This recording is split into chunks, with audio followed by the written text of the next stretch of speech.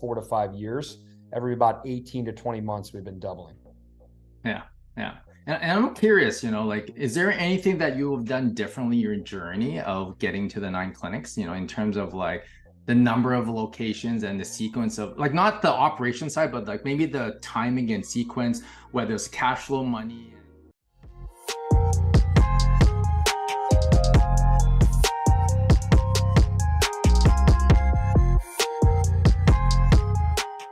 So we are live. I want to welcome everyone to the Clinic Boss Show, and this is about how to get smarter on business and life. And so this whole series is about like can we learn from the top entrepreneurs in the world. And today, we got a super special guest. And before we talk about that, my name is Rick Lau. I'm the host. And a bit of my story is like, I exited 127 location. Now a $37 billion grocery store owns my clinics.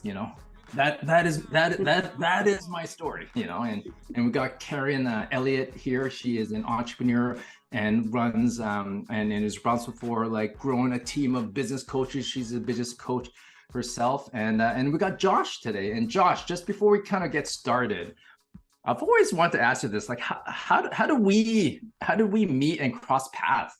Like, how did you hear about, like, because I just know randomly I got an email from you one year saying that you're not gonna come to Toronto, and then I bump into you in Colorado, right? Rick, well, hopefully this isn't too much, but I've been just fanboying over you and your content for a long, long time, and it just so happened that then we're in a restaurant last year at APTA CSM, and I think I was by myself and I saw you guys, and it was just a perfect moment for us to get together and grab a bite together. Yeah. What was it? Love at first sight? You know what? I didn't want to say that. I don't want to make him feel any like, more like he's pumping himself up in the beginning of the show here. Like I can't inflate him a little bit more, Wow. So was I much taller and like in person and more introverted in person, Josh? Is that? Oh man, what you see is what you get, Rick. You're a very handsome guy. Yeah, super cool. And so I was curious, like, do you remember like the first piece of content that like attracted to like I guess like some of the content that kind of picked your eye that made you kind of like follow me over the years? Yeah. No, I think it was something on Instagram. It was honestly you, Paul, Daryl, you were talking. It was at one of your events. And then I just saw like, content kind of like micro dosed out over the course of, multiple weeks. And it's good stuff. I signed up for the newsletter, been on the newsletter you could probably see that, probably like 5 years at this point. Cool. So it happened on Instagram first, right? Is that what I'm hearing then? Okay. I'm almost 100% positive it was Instagram first. And then I got into the newsletter, and then something happened. It was right before we were about to open up an office, and I think we got delayed a week, and I couldn't leave the time that I thought because I had to be there. We had some permitting issues. So yeah, I remember that. I got that email from you. I think you bought a ticket like for a Clinic Boss Summit in Toronto, the event we have every year that has 300 owners, right? And then you're like, oh my God, I want to come, but I can't because of this. And then somehow we crossed paths in Colorado, and you caught me off guard. And then we ended up having dinner the entire night. You hung out with Shada as well, and Shada's mom, like the four of us at that steak restaurant, right? Yeah. And then more recently this summer, you flew down to Calgary at one of our meetups, and you hung out with like the team, and that was super cool, It was good. I loved it. I think it was a good chance to just kind of see what you all have going on in person. And I think the thing that I was most impressed with was the tactical application, which I think is largely something that is missing when I've gone to business things before. So I came away very, very impressed. You have great operations, great team, and just happy to be here today. And now you're going to be one of our you're going to be one of our like keynote speakers out in our Clinic Boss Summit in Florida in January. We're going to talk about all things about pipeline clinicians, clinic culture stuff, right, and how to grow your cash flow, right? So that is super cool, So yeah, you really had to twist my arm to get me down to Florida. So what's that? You really had to twist my arm to get me down to Florida. So Yeah, yeah, and maybe it's just so that I guess the people on the show know kind of your story. Maybe in a few minutes, like what's been kind of your CEO journey, Yeah, it's crazy. I think probably have to take it back to like my first business actually wasn't a rehab business, and this was actually the first time that I lived in Canada. So the first time I lived abroad was the sport of lacrosse, and that was actually the first company that I had too. After I graduated physio school, PT school, I started a lacrosse services company. And that was my first foray into the world of entrepreneurship. It was a company called Lax Factory. I ended up growing that company and selling it. But that was a CEO side hustle, so to speak. And I think we can all agree when you look back at the beginning of your CEO journey, you're probably not even really a CEO. You're the jack of all trades. You're the Swiss Army knife. You're learning how to do everything. And I don't think it was honestly until I sold that business, I poured more of my time and energy into Rehab to Perform, which is my absolute passion project, and the pandemic itself, where I feel like I really earned that title. When I think of a CEO, I think of obviously the success of the organization, but the success of your people, the people that you're serving, the people on your team. And I don't think I fully knew what that looked like until we went through, obviously some very, very extenuating circumstances. You're having to put more and more things in place to allow people to have certainty to operate, putting them in a position to be safe, putting them in a position to be successful, and really building out what an ecosystem of, your company culture touch points looks like. You sound like a CEO now, dude. I think at this point over the past couple of years, I've earned it, and I've had that on my card for much longer. And I look back at times, and you talk to a lot of people that are business owners, and you're not quite a CEO until you're doing certain things, and you're honestly reaching certain scale, and you're offloading certain tasks also. So yeah, and I think you're quite humble, Josh. Like when I look at your story, you grew from 1 to like 9 locations, right?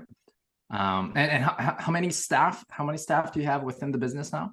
We have 82. 82. So, okay. Wow. Yep. And we'll dive a little bit more of that, but yeah, that's a pretty cool story. And Karen, I want to hear from you, just so the audience kind of knows a little more about like my co-host, is that how does Josh's like CEO journey compares to kind of like your journey with like you with your clinic and where you're at now? Oh yeah, I was chuckling. I'm talking about calling yourself a CEO. I had this discussion with the owner in Victoria, and when you think of it, like you go to school to become a PT, and then all of a sudden you think you're going to be a business owner. It's actually ridiculous, and it's hilarious when you really think about it. We have no right, really. So you fly by the seat of your pants, you wear all the hats, you figure it out. And probably at the end, because we have to do that, and if we're self-aware and we're in tuned and we reach out to other mentors that are doing it and we get help and we get coaching, I think we can be, the potential is to be, some of the best business owners out there, because we've had to do that. We didn't just slide into a seat. We had to learn all the roles first, right? Which I think is important. And then we had to recognize, man, I can't do everything. Like I need some help. So you bring on your first hire, and then I got to learn how to delegate. What does that look like? So you make lots of mistakes along the way, but in order to grow from 1 to 9, or myself, I was a one person show out of a 250 square foot room, and that included a bathroom. To two places, with over 35 staff. I don't know if I would have got there had I not had to do the grinding at the beginning. It's not sustainable, but I think it's helpful. And you do make a lot of mistakes, but I do believe in order to earn that CEO hat, you have to learn how to be very self-aware, get out of your own way, and empower and bring up the rest of your team. One of my biggest goals when I decided to be an owner was I wanted to create a team of leaders. I didn't want to be the solo person. I wanted to create a whole team of leaders, because I figured, well, that's got to be better than just one. And it is. Yeah. Wow. So yeah, it's interesting to reflect back whether, over that period of time. And now that I've, I'm not a clinic owner anymore, I've exited and gone on to my next life goal, which is helping the owner make that path a little bit easier. But the struggle, I think, is part of the game. Yeah. Okay, cool. And I want to start with, like, I got consent from Josh that I can ask him anything, right? I've had it, Rick. So Josh, like, the first thing I want to ask you is, when you started, like, when you started your first clinic, like, how did you get the money to start your first clinic? So I graduated from school, and between the time from graduating school and starting my business was about 3.5 years. I fortunately had worked all through physio school, so I had a very, very small amount of debt, comparatively speaking, to a lot of other people. I graduated with probably $30-some thousand of debt. Lived from home. Lived at home for a year and honestly paid it all off during my first year being out. I then purchased a home, and then I started to save money up, knowing that I wanted to open up my own business someday. Something that I also did to minimize my expenses was something called house hacking in the real estate world, where when I bought my house, I also had 3 roommates living with me. So I had 3 friends living with me. I wasn't paying for mortgage, so I was saving a lot of money. I had always had side hustle jobs. I had that lacrosse services company. I was working 40 hours as a PT, and then I was also personal training and doing small group training. So there was a lot of opportunities here to get ahead. You were Gary Vee-ing right from the very beginning. Hey, Josh. I guess you could say so. So, I had my full-time thing. I had the side hustle. I was doing a little bit more personal training and small group training from grad school, and got to a point where I had saved up enough money that I felt comfortable quitting my job and opening up Rehab to Perform. I still blew through all of that money in the first year, and actually went into what I would consider at least a good amount of credit card debt. But, it's one of those things that everybody kind of does things differently. I think some people do business loans, but I wanted to put myself in a situation where, I had enough of a buffer, so to speak, that I felt comfortable with. Interesting. Yeah. So, and how much did you spend for your first clinic, you think? 300,000, 200,000? Do you remember? So I was a subleasee of a room at the first place that I was at, and I did not have to do anything to honestly pay other than a flat rate. So I had a flat rate for the room. It was $2,100 a month. We had full access to the gym that we were using. The equipment was already there. So it was a very, very low barrier to entry. It was just a great startup space. And I was there for about 18 months before I was in a situation where I then actually got asked to leave. So I actually got asked to leave the facility, the sports complex, and we were in between 2 turf fields. If anybody's been in an indoor sports complex, in between 2 turf fields, we're using the gym equipment. The owner of the facility also owned the personal training business at the place. And it's nothing personal, but we didn't want to necessarily refer to them all the time. Like, we're bringing in clients, and like, we don't feel like it's in our best interest to feel like we have a forced referral system to your personal trainers. Their personal training business wasn't going very well. And when I said no, like, our team of 3 PTs at that point in time, we weren't going to be changing the way that we were operating in there. He asked us to leave, and we were on a 2-month clock. And it was not until July of 2016 where we opened our first brick and mortar. But at that point in time, how much, man? How much? We had developed enough of a bank account that I was able to cut the cord. And I think, looking back on it, I will be honest, Rick, I don't know, but I would put it probably somewhere in the neighborhood of like 100 to 150K. That's cool. we went in very, very lean. Yeah, We didn't have sounds about private right. Yeah. rooms initially, so a lot of it was just equipment and getting Mhm.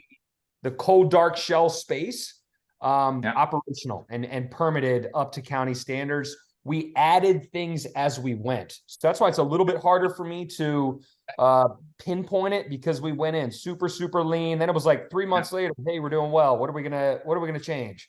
What are we gonna Yeah. add? So every time people were walking in, they were like, what's gonna be new on Monday this week? But it worked out well for us. Okay, so and then how did you fund your second clinic and third clinic and the ninth clinic? Is it all funded from the cash flow from the ones that did well, or you actually took on partners debt? Yeah, I'm curious. Or you took some venture capital? We've done a mix of self-funding and then Okay. bank loans from M&T. Our Okay. first loan for that first location, we did take out a $30,000 equipment loan. That was an SBA loan, Small Business Administration, for anybody who's not familiar with that.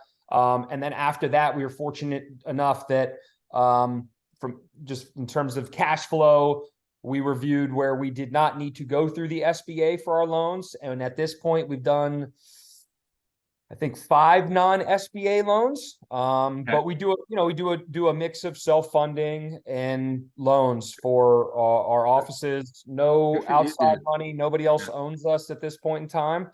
I love that. But yeah, it's not to say that couldn't change in the future. Although I would like to keep it on the minority side if we were to do anything at this point. So I have so much respect for people who bootstrap it and self-fund themselves. They grind, they hustle, call it the hack. But then at the same point too, is that like they leverage the cash flow of their clinics that are doing really well to fund the next purchase, and I don't see that with a lot of like clinic owners. I see a lot of people, get to a certain point where they're like, oh my gosh, like I feel like the right thing to do is open the second location, but then your first location isn't even like max isn't even making that much money right now, and you want to open up your second one and you want to do another startup, like, where you're burning cash for like, a couple of years, right? So, but yeah. Yeah.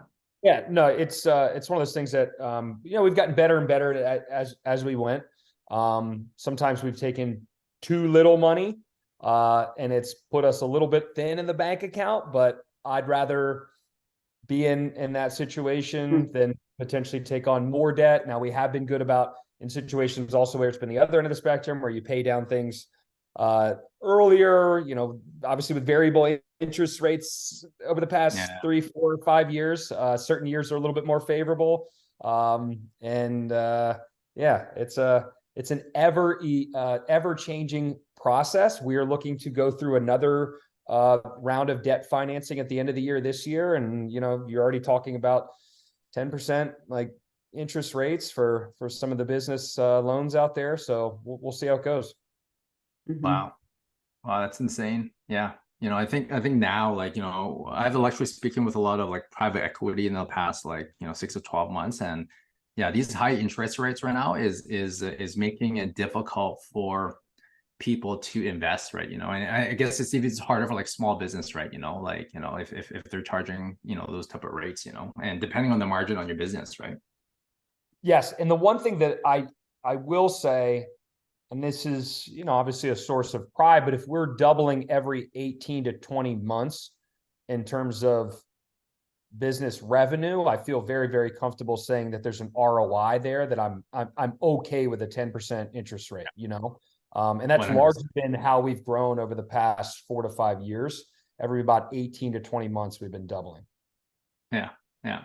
And I'm curious, like, is there anything that you have done differently your journey of getting to the 9 clinics, in terms of like the number of locations and the sequence of like, not the operation side, but like maybe the timing and sequence, whether it's cash flow money and like, and or like based on team stuff, right? Yeah, this sounds so bad, but nobody that will be listening to this was involved with this organization. But a huge moment for me was when I sold the lacrosse services company.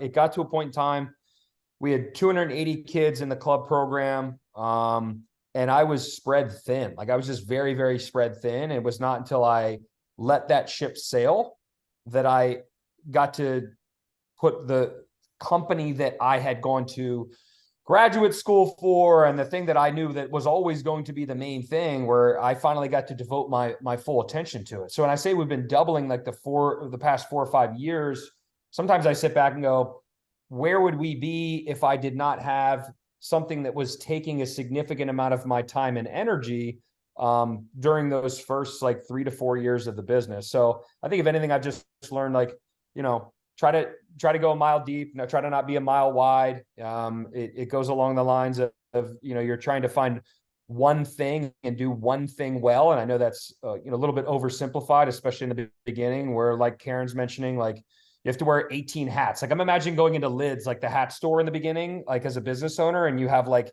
18 hats stacked on and you're just trying to shed them.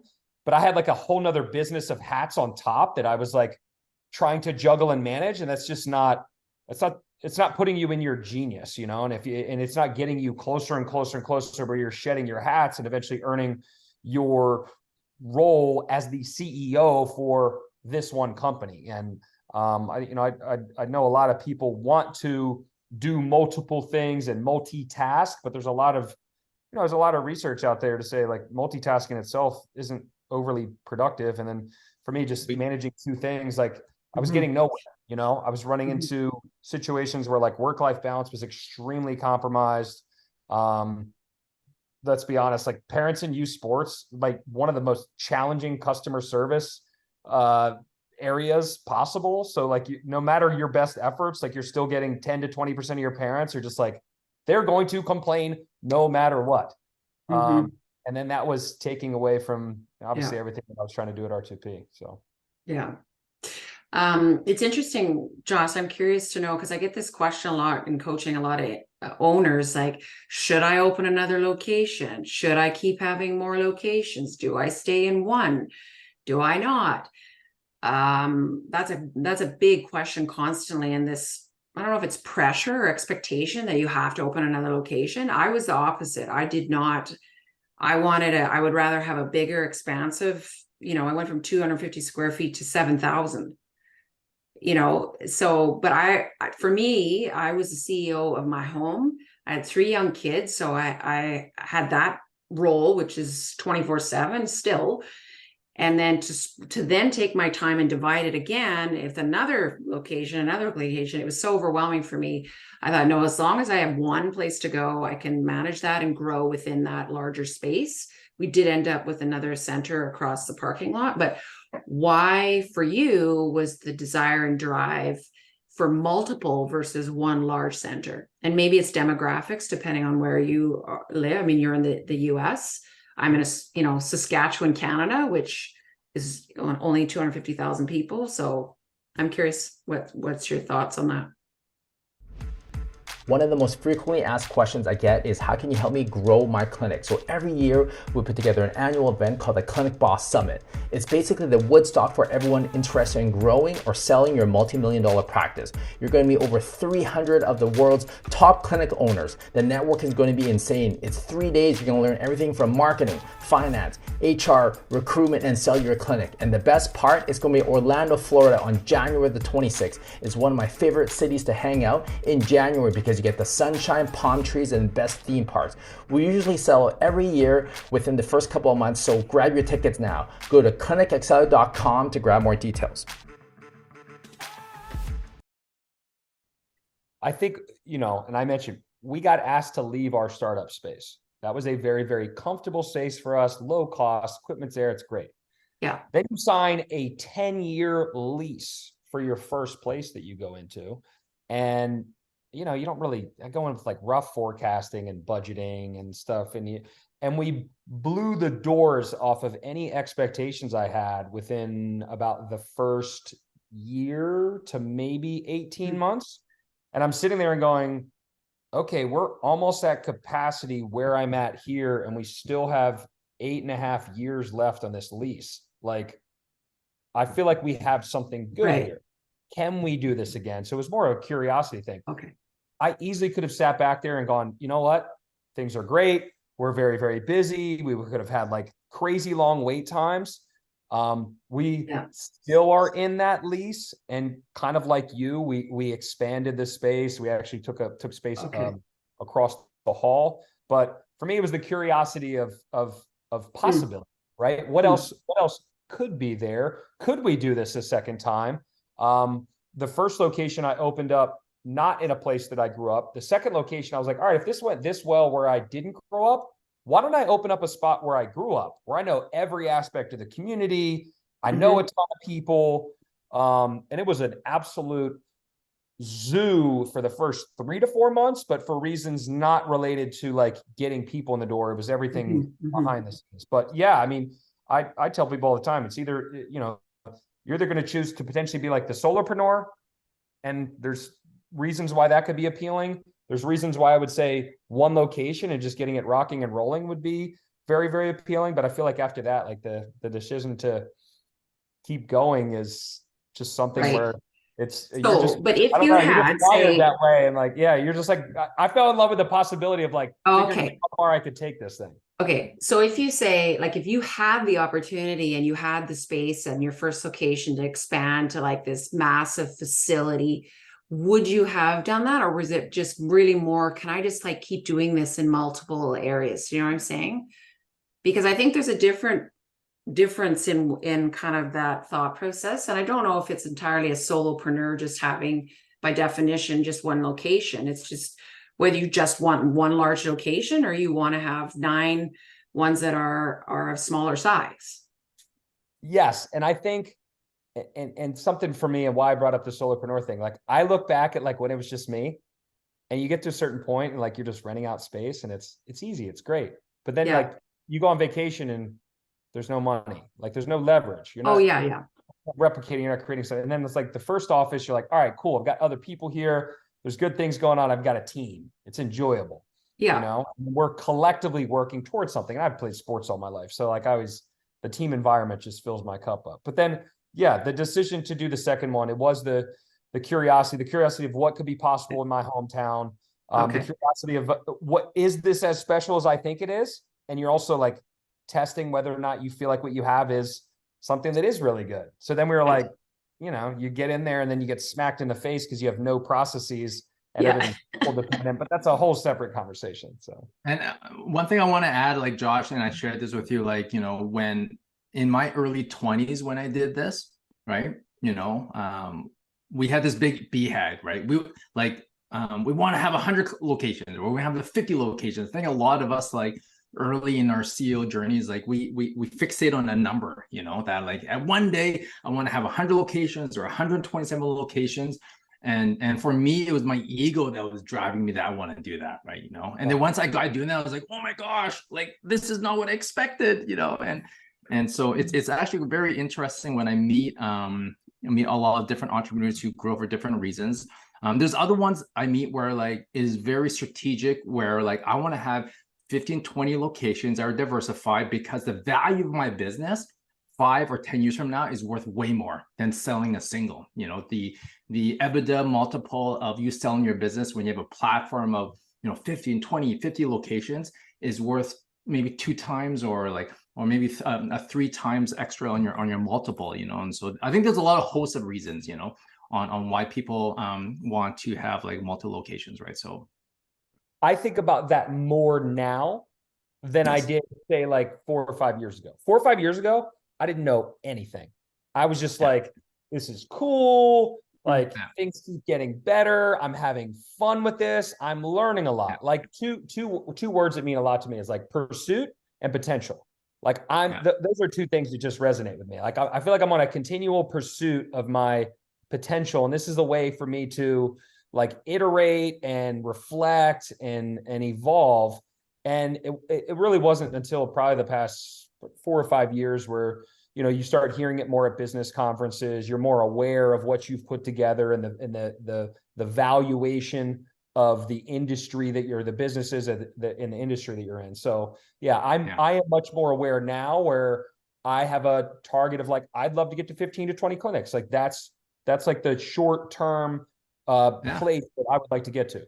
And there are certain things that I know that come along with that if we can operate at the business metrics that we have worked ourselves into over the past few years. Cool.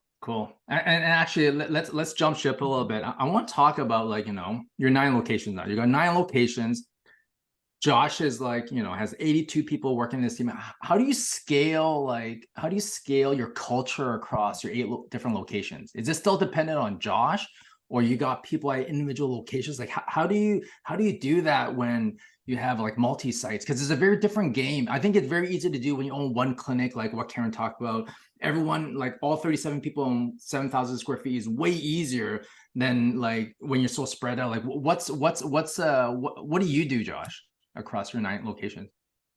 I think of like 3 things in particular. One, obviously there's a hiring component to it. And I think being transparent about your core values, transparent about your operating principles is very, very important.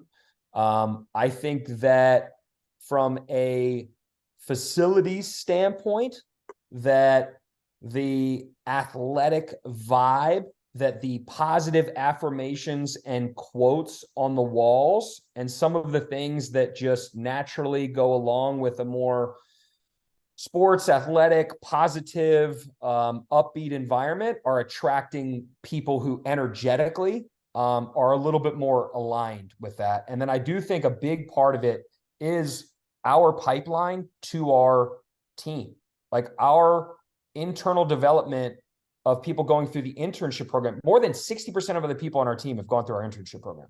So they get to try before they buy with regards to the culture of our company before they even come in. We try before we buy, they try before they buy.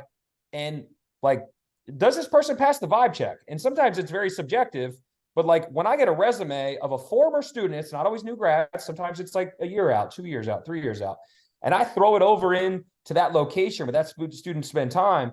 And I got people going, absolutely, I'd go to bat for that person versus not. Like, there's a different level of excitement for an individual joining the team too, versus somebody that kind of just goes through like a standard resume, cover letter. You can fake your way through an interview. Like, come on, how many people, like, have you gone through an interview process with, and then you meet them later and you're like, oh my God, this is not what I signed up for. So, and when you have that many people that have spent time before, you have no choice. But even if somebody's a deviation from norm a little bit, they have no choice but to kind of follow the magneticism of the room and the magneticism of the core of the people. So if I oversimplify how we've been able to do that, I'd say it's a huge part of it.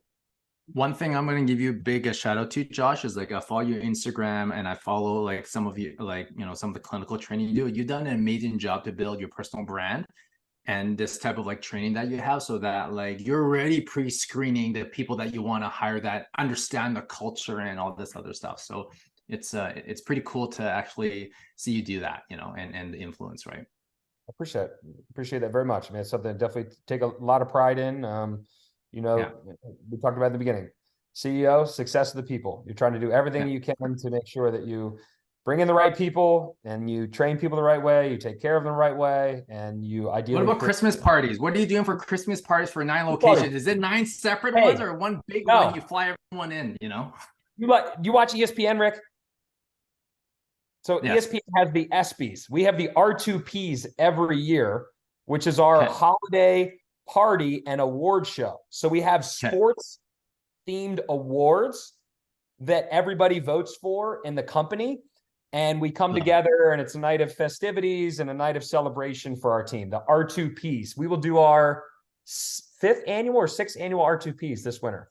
Okay. So everyone flies in one location, not separate individual ones, right? All together, just like we just had an end of summer barbecue. So everybody came together for all the locations. We did it over at Lone Oak. Beer, food, fellowship, everybody just kind of getting together, all the little ones running around. It's pretty awesome.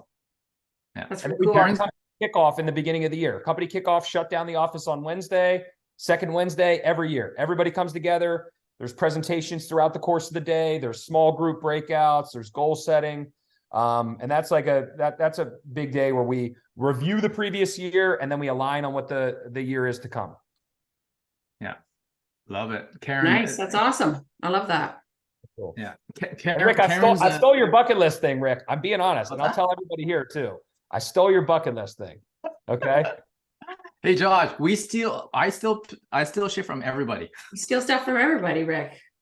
So, It's like it's awesome. actually The not team called loves it. stealing. It's actually called like reverse hacking, you know, all right, and making it even better. But yeah, that's a good point. You know, I think you know, like now, like within my CEO journey is like as I bring on like really high performance leaders, a lot of it is be able to like you know, identify like personally what is things on their bucket list, professionally what's on the bucket list, and me as like a CEO or me as an employer, I might be able to help them check that stuff off, and that builds incredible amount of like loyalty and also productivity, you know, because if people love like you and they love where you're working, like they're gonna actually put that effort in and do the stuff that most people wouldn't do, right? So Yeah. And Yeah. for us too, I mean, even like from a clinical development standpoint, like something we're prideful of, and I know this might not be something everybody's like crazy about, but we're even prideful of our people that we develop and leave. Like we have people that end up leaving our sports like type environment and they go to professional sports. Like we have 2 people in the NBA now, one in Major League Baseball, we have another who be in Major League Soccer soon,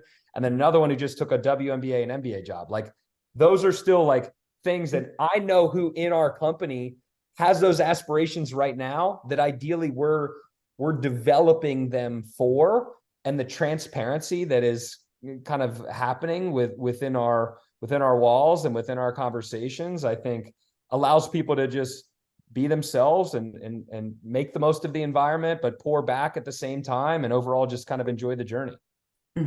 yeah, That's awesome. super.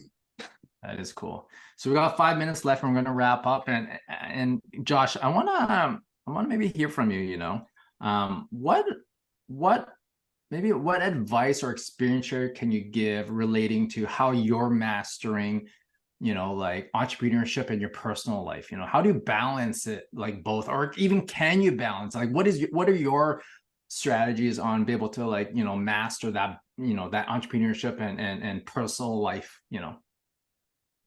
I think it's twofold. One of the things that I think is very, very important is transparency, because you have people in your life that are going to be able to feel when you are going through sprints with regards to work sometimes. And I say it's sprints, and I know work in general is a marathon, but as an entrepreneur, there are certain time periods where ideally you are sprinting and then you are kind of recalibrating and sprinting and then we're recalibrating.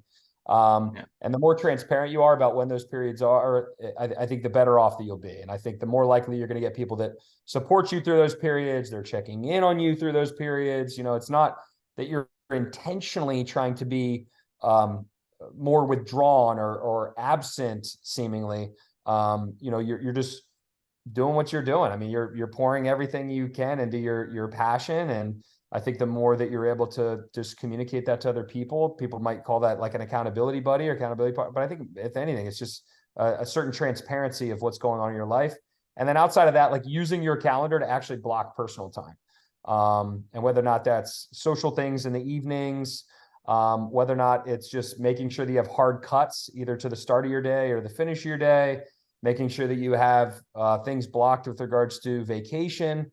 I think those are all extremely important. Like if things are important enough work-wise to block, there's no reason why we shouldn't be blocking time for people and places in our life that allow us to operate at our best, knowing that sometimes, and more often than not, it's the professional that takes away from us being at our best personally, and not the opposite.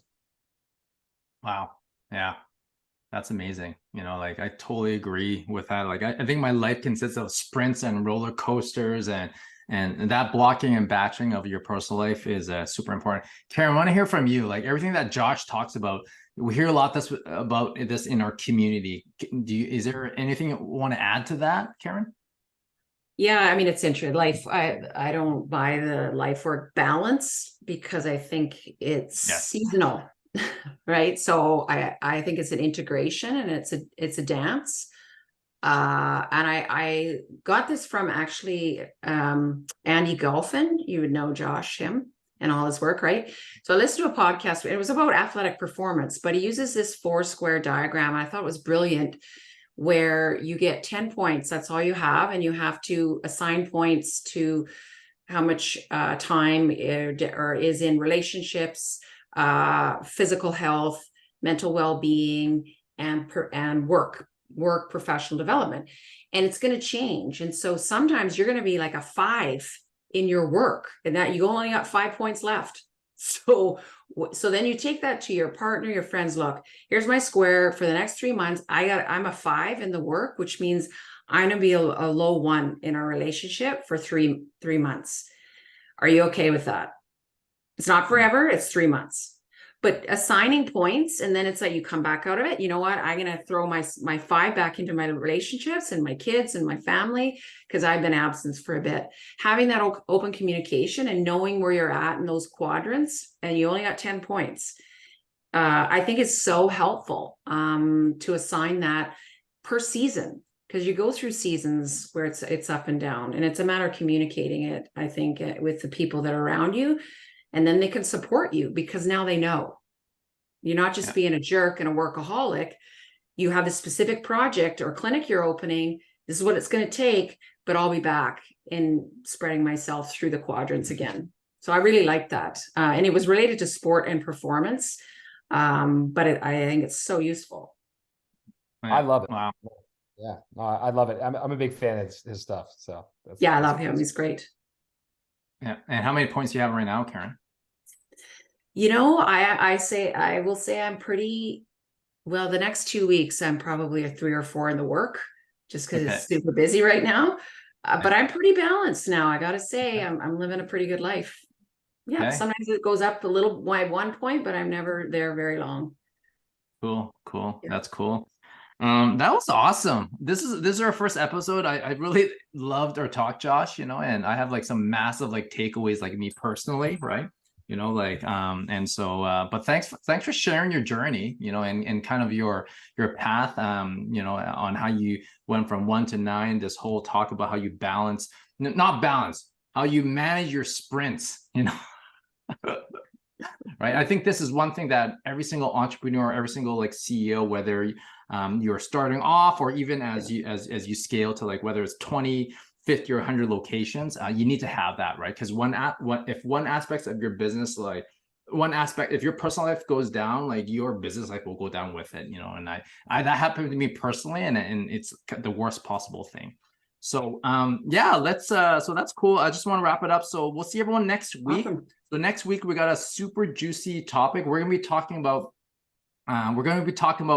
clinic roll-ups and private equity and everything that's happened right now in the US and Canada about like all the activity with why people want to own, whether it's 20 clinics or 50 clinics or 100 clinics. I've had the luxury of actually being in Dallas, Texas over the summer onto an M&A summit where I spoke to 20 of the largest like private equities that buy clinics, and so we are actually going to do a bit of a rundown showdown next week. So it's going to be super juicy. We're going to have Paul as our guest, and he's going to actually share a bit of that, right? So I just want to thank everyone for coming to the show. We'll see everyone like next week, and Josh, thanks for your time. Josh.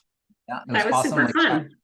Yeah, and Josh, I'm going to see you next week, right? We're gonna hang out in Phoenix, right? Yes, we're gonna get a huge steak dinner like we did last time. I can't wait.